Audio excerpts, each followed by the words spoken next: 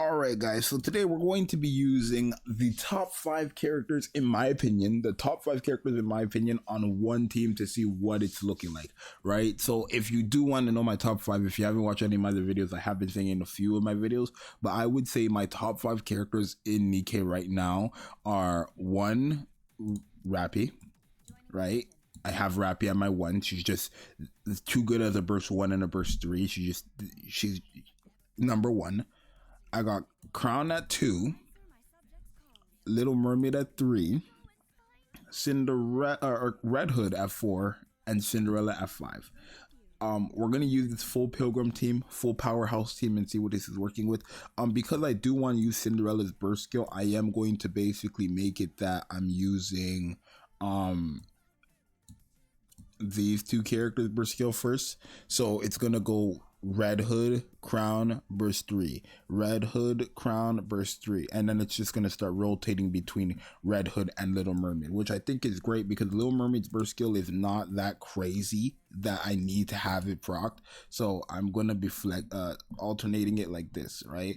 Let me just make sure they all have their cubes on to see the damage. Okay, great. I did put on, we're going into the electric stage because, you know, 3 of these characters are type advantage, so we might as well. And 2.5 million, I swear my scoring, have I not tried to upgrade my score? 2.5 billion is not like, have I never tried to increase my score? I guess I don't really care for that. I always ever use shooting range for only testing my videos, right? But 2.5 billion is crazy. Let's see what the top 5 team in the game, the strongest characters. What does the strongest characters on one team make? I do want to switch to Red Hood because that's way faster burst generation. Remember, there's no Helm on this team, right? That's one thing you guys gotta remember. Helm is not on this team. I don't have Helm in my top 5.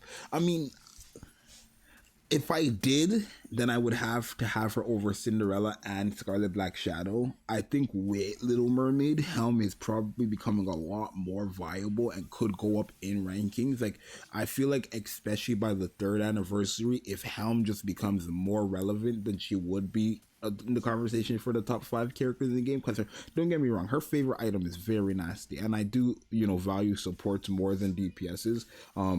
Personally, like overall, but we're gonna take a look and see. Is this team popping off? They look like they're popping off. I mean, I don't know. Yeah, I guess so. I guess they're popping off, right? They are popping off indeed. Okay, boom, and then we have to use Cinderella there. Are we gonna get to 1 billion damage before? Yeah. Okay. This is what I mean. This right here is not the best team. The best team needs synergy. I wouldn't say this team has all that much synergy, but it does work, right? Like, the only thing this team is missing, in my opinion, is a healer for Crown skill 2, right? Other than that, everybody else works. Like, the synergy, we have good burst generation, we have good DPS, we have good supporting buffs.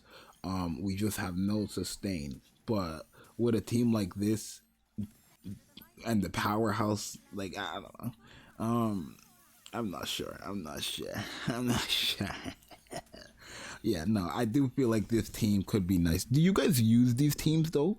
Like, genuinely, that's a genuine question. Do you guys use the top 5 characters on the, like, you know what I mean? Like, when you look at your account, right, and you know who the top 5 characters on your account is, do you just put them all on a team, or do you guys actually team build, right? Because there's some people who won't have all these characters, right, but they might have 3 of these characters, right, and then 2 other characters that just make the top 5 characters on their account. Do you guys put them all on your team? Like, whoever your best character is, they go on the team, right? Or do you guys use, like, I try to do my best making multiple teams, even if they are random, even if they aren't meta defying teams.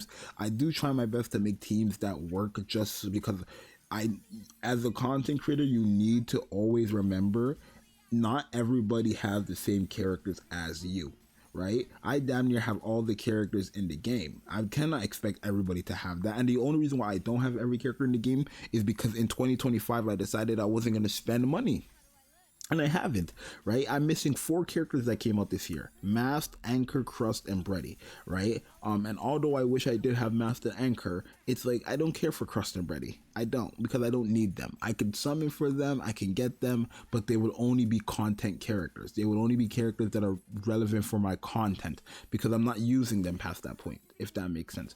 But this team is probably gonna get 3 billion damage, which in my account standards I wouldn't say is that crazy, because I could get way higher with a different team or whatever.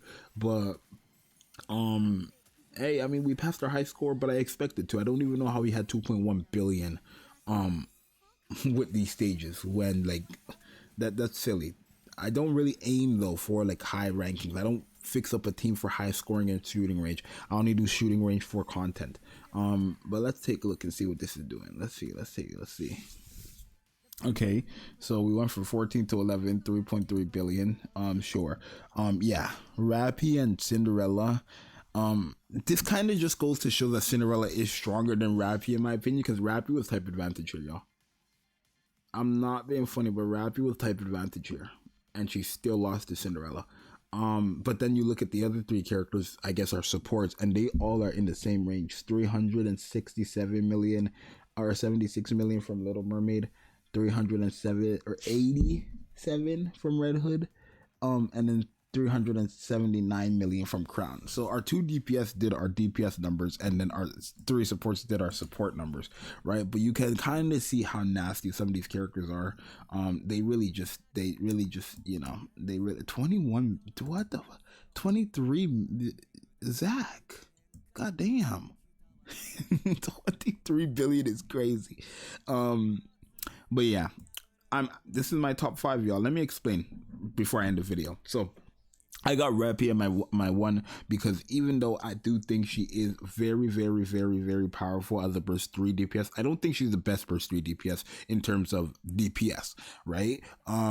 Not anymore. At first I did, right? Like when she first came out, I did consider it, but then after I used Cinderella a lot more, I was like, nah, Cinderella's still number 1 in my opinion. But the problem is when I used Rappy, or what got me to believe she was the best in the game is when I used her burst 1, she was still hitting harder than most of the burst 3s in the game, right? Especially if she was type advantage or not type advantage. So being able to use someone like this who does have cooldown reduction on her burst 1 and stuff like that as well, and then attack damage off when you enter a full burst or whatever, and then still putting up the numbers she put up, easily made me believe that this character was number 1. 2, I do have Crown at 2. I think that's self-explanatory. This character makes any character you own do 10 times more damage, right? Genuinely, like when Crown came out, we didn't have anomaly interception, and the hardest thing in the game was beating the train, right? It wasn't as hard as it was like when 2023, 2022, but it was still the hardest thing to do. And I literally ended up beating the train with our characters because of Crown. So I will always have her in 2 until someone can surpass what she's doing now, right? At 3, I have Little Mermaid. Too much damage. Her support is just dumb. Her support is just beyond broken. A character whose support is what? Cooldown reduction and fills burst gauge and then insane damage. This character does crazy damage as well. This character just makes your life easier. I think this character, if you have her, your life is just easier on Nikke as well. She's kind of like Crown, in the sense where if you own them, your life is just easier, right? And then 4, of course, I have Red Hood, self-explanatory, like I did in the beginning as well. Yeah, she's a burst of 1, 2, and 3, but her burst 2 is almost garbage. It's like very, very bad. And then you can only use her burst 1, 2, and 3 in one burst rotation 1 time. So once you do that, you have to pick between her as a burst 1 and her as a burst 3. And if you were to pick her as a burst 1, she would be on a 40-second cooldown, which I don't personally like that much. Where Rappy, for example, if you use her as a burst 1, she's on a 20-second cooldown, right? But if you use her as a burst 3, she's on a 40-second cooldown. This character is on a 40-second cooldown no matter what. So you're almost kind of guaranteed to use her as a burst 3 DPS, because by using her as a burst 1 support, you have to have another burst 1 on the team, and it just sometimes it ruins the comp, sometimes it doesn't, but I just don't recommend it personally. So I have it at 4. And then 5, obviously, I do have Cinderella. And that's just because she's the strongest DPS in the game, right? That's it, right? If Scarlet Black Shadow was stronger than Cinderella in DPS, then she would have been here. But not really, because they both do the same thing. Cinderella also has a decoy, which protects her.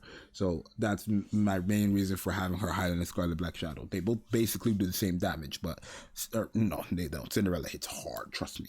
Cinderella hits hard. But yeah, that's the reason why I have them in my top 5.